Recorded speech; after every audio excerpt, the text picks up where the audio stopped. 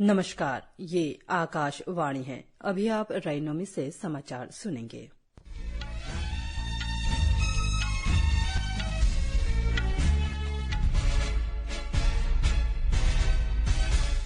पहले मुख्य समाचार। प्रधानमंत्री नरेंद्र मोदी वर्ष 2047 तक विकसित भारत का लक्ष्य प्राप्त करने के उद्देश्य से युवाओं के विचार जानने के लिए कल एक कार्यक्रम की शुरुआत करेंगे। छत्तीसगढ़ में नया नेता चुनने के लिए भाजपा विधायक दल की बैठक रायपुर में जारी। केंद्रीय गृह मंत्री अमित शाह आज दोपहर में पटना में पूर्वी क्षेत्र परिषद बैठक की अध्यक्षता करेंगे। इंडोनेशिया पर्यटन को बढ़ावा देने के लिए भारत सहित 20 देशों के यात्रियों को मुफ्त प्रवेश वीजा जारी करेगा। और पहले खेलो इंडिया पैरा गेम्स नई दिल्ली में शुरू। अब समाचार विस्तार से। प्रधानमंत्री नरेंद्र मोदी वर्ष 2047 तक विकसित भारत का लक्ष्य प्राप्त करने के उद्देश्य से युवाओं के विचार जानने के लिए कल एक कार्यक्रम की शुरुआत करेंगे।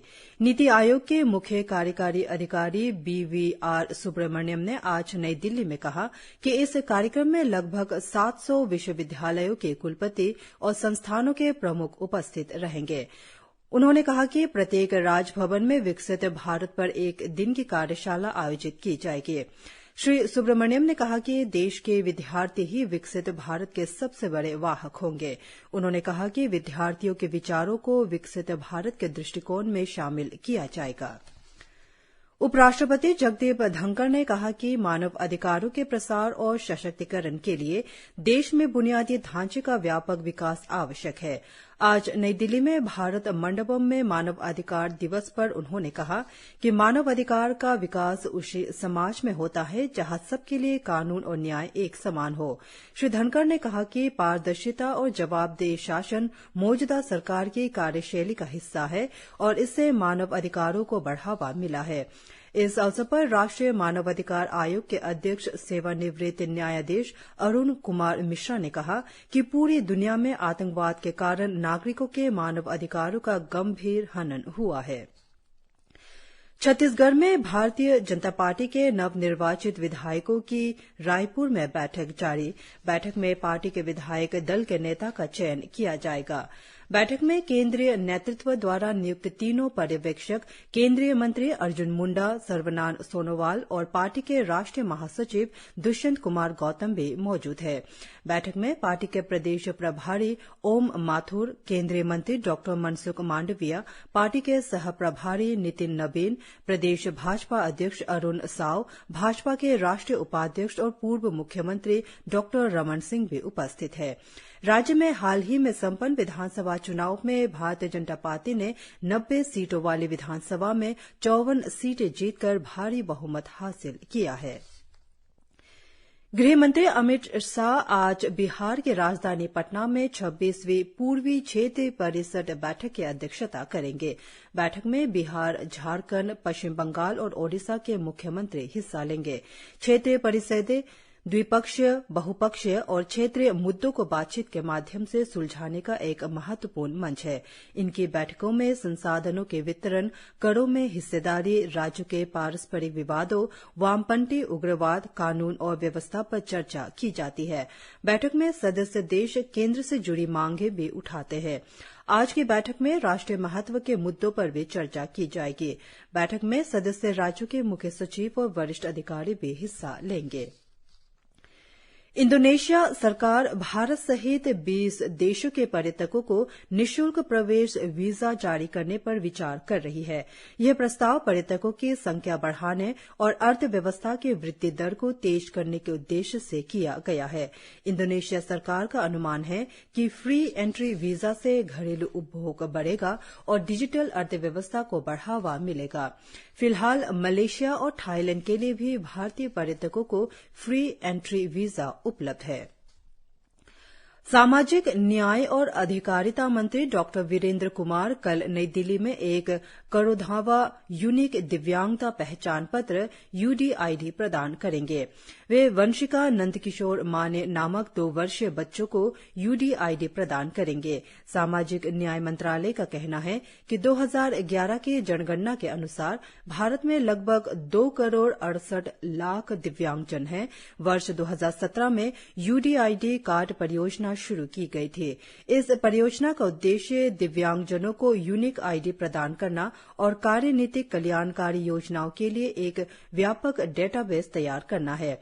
इस अवसर पर श्री वीरेंद्र कुमार राष्ट्र को देश में विकसित IQ टेस्टिंग टूल राष्ट्र को समर्पित करेंगे। यह टूल व्यक्ति की संज्ञानात्मक योग्यताओं का मूल्यांकन करने में एक महत्वपूर्ण भूमिका निभाएगा।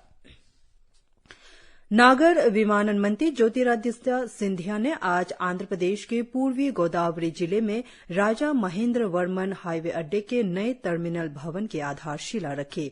इस टर्मिनल के निर्माण पर 350 करोड़ रुपए की लागत आएगी और इसकी क्षमता प्रतिवर्ष 30 लाख यात्रियों को हैंडल करने की होगी। श्री सिंधिया ने कहा कि अत्याधुनिक सुविधा वाले इस टर्मिनल से गोदावरी डेल्टा क्षेत्र खुशहाल होगा। श्री सिंधिया हवाई अड्डे के पास दोसा कायालापल्ली में विकसित भारत संकल्प यात्रा में भी हिस्सा लेंगे।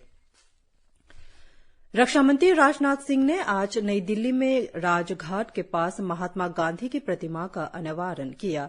इस अवसर पर उन्होंने कहा कि गांधी अब भी प्रासंगिक बने हुए हैं और उनकी विशालकाय प्रतिमा की स्थापना एक सराहनीय कदम है। श्री राजनाथ सिंह ने कहा कि महात्मा गांधी ने दुनिया भर के लोगों के हृदय में अपनी जगह बनाई है। रक्षा मंत्री ने कहा कि प्रधानमंत्री नरेंद्र मोदी ने महात्मा गांधी के आदर्शों को अपने जीवन में उतारा है और देश की जनता की सेवा की है।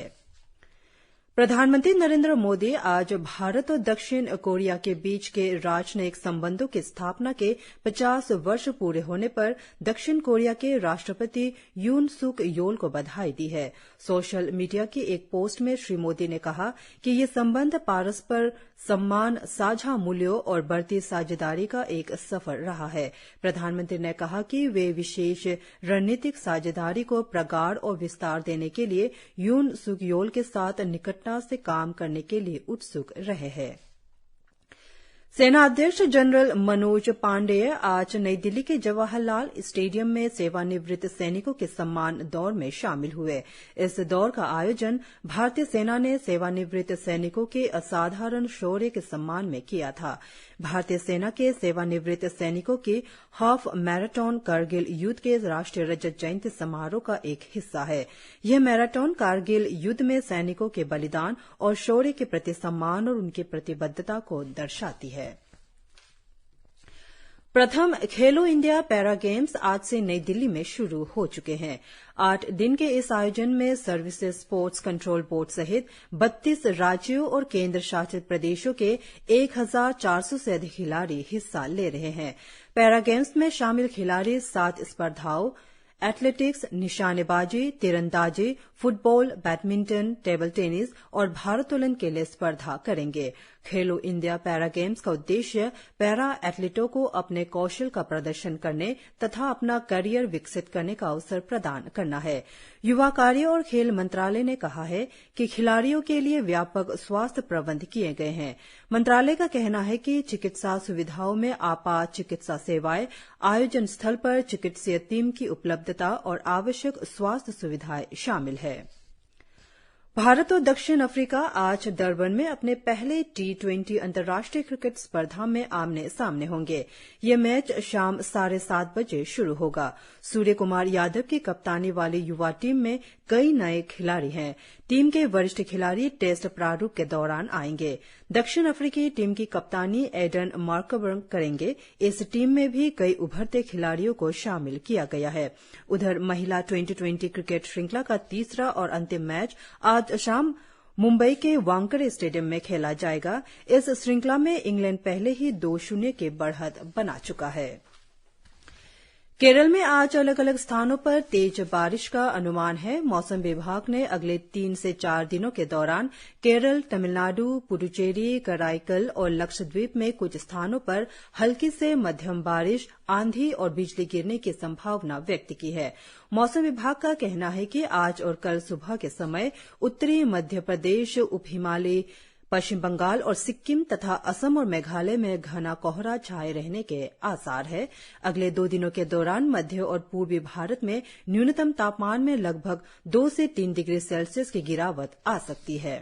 इसी के साथ ये समाचार बुलेटिन समाप्त हुए। नमस्कार।